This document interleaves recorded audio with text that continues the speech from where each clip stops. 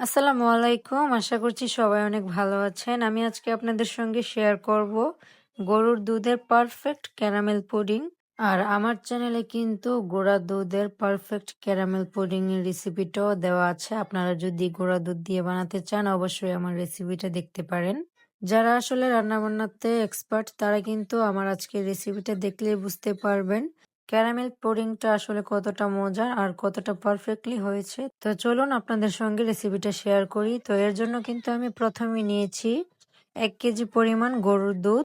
আর এখন আমি দুধটাকে জাল করতে করতে নাড়তে নাড়তে কিন্তু 1 কেজি থেকে দুধটাকে ঘন করে একেবারে হাফ কেজি করে নিব।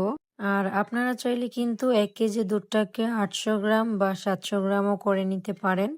তবে আমি মনে করি হাফ কেজি করে নিলেই বেটার হবে। দুধটা আসলে যতটা ঘন হবে পুডিংটাও কিন্তু পারফেক্টলি ততটাই ভালো হবে। এখন দুধটা দেখুন অনেকটাই কিন্তু ঘন হয়ে এসেছে। এখন আমি দুধটাকে ভালো করে ঠান্ডা করে নিব।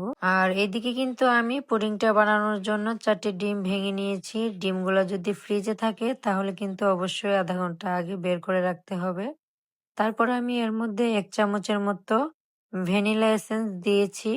যদি এইটা না থাকে তাহলে কিন্তু আপনারা 2টো এলাচও একেবারে ভেঙে দিতে পারেন। তাহলে কিন্তু ডিমের যে কাঁচা স্মেলটা ওইটা থাকবে না। এখন আমি একটা চামচের সাহায্যে ভালো করে ডিমগুলোকে ফেটিয়ে নিচ্ছি। ডিমে যেন লাম্পস না থাকে এরকমভাবে ফেটিয়ে নিতে হবে। তারপর ফেটানো হয়ে গেলে আমি এর মধ্যে হাফ কাপ পরিমাণ চিনি অ্যাড করে দিব। এখন ডিমের সঙ্গে কিন্তু চিনিটাকেও ভালো করে মিশিয়ে নিতে হবে।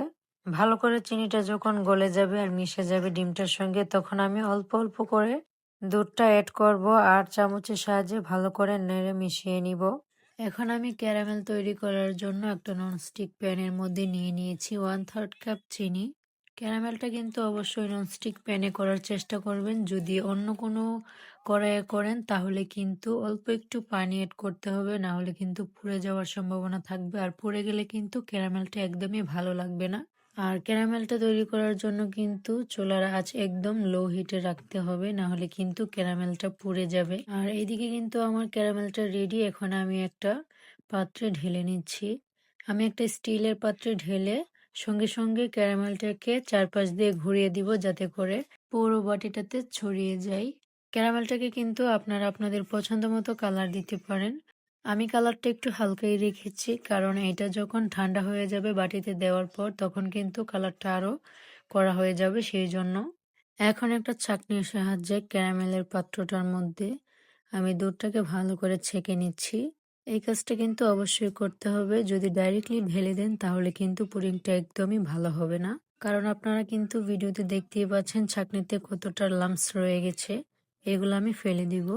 আর ছাঁকনি দিয়ে ছেঁকে নেওয়ার পর যে বাবলস তৈরি হয়েছে সেগুলো আমি একটা কাঁটা চামচের সাহায্যে সুন্দর করে মিক্স করে দিচ্ছি দুধের সঙ্গে। এখন আমি একটা ঢাকনা দিয়ে ঢেকে দিলাম। আর এইদিকে একটা বড় পাত্রের মধ্যে আমি দিয়ে দিলাম একটা রুমাল ভাঁজ করে বা সুতি কাপড়ও ভাঁজ করে দিতে পারেন। তারপর আমি পুডিং এর বাটিটা দিয়ে দিলাম সুন্দর মতো মাঝখানে।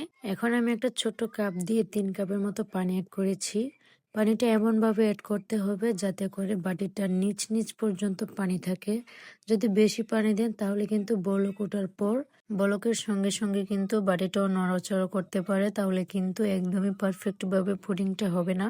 আর এই পর্যায়ে আমি একটা ঢাকনা দিয়ে ঢেকে প্রায় 30 মিনিটের মতো কিন্তু একদম মিডিয়াম টু লো হিটে কুক করে নিয়েছি। আমি আপনাদেরকে একটা কাঠির সাহায্যে চেক করে দেখাচ্ছি যে কাঠিটা পুডিংটার মধ্যে দেওয়ার পর কিন্তু উপরে তোলার পর দেখেন একদমই কোনো পুডিংয়ের কোনো কিছু লেগে আসে নাই। তার মানে পুডিংটা কিন্তু পারফেক্টলি কুক হয়ে গেছে।